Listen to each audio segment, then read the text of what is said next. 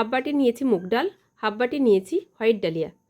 এবার একটা কড়াই বসিয়ে সামান্য একটু সর্ষের তেল দিয়ে তার মধ্যে দিয়ে দিলাম জিরে, একটা শুকনো লঙ্কা আর গ্রেট করা আদা। এইগুলো একটু ভাজা ভাজা হয়ে গেলে এর মধ্যে দিয়ে দিচ্ছি মুগ ডাল।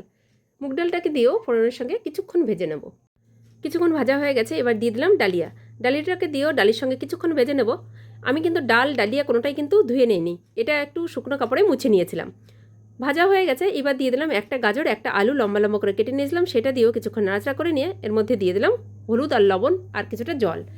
আলু আর গাজরের মধ্যেও কিন্তু কাঁচা লঙ্কা কুচি ছিল, সেটাও দিয়ে দিলাম। এবার ভালো করে বেশ কিছুক্ষণ সময় ধরে ডালিয়া আর ডালটাকে ভালোভাবে ফুটিয়ে নিয়ে এবার কিছুক্ষণ নাড়াচাড়া করে নিচ্ছি। এবার এর মধ্যে দিয়ে দিলাম হাফ চামচ মতন ঘি। ঘিটাকে দিয়েও ভালোভাবে নাড়াচাড়া করে নিয়ে একটা প্লেটের মধ্যে নামিয়ে নিচ্ছি। খুব কম সময়ে তৈরি হয়ে গেল গরম গরম হেলদি ব্রেকফাস্ট। এর মধ্যে আমি একটা ডিম সেদ্ধও কেটে দিলাম।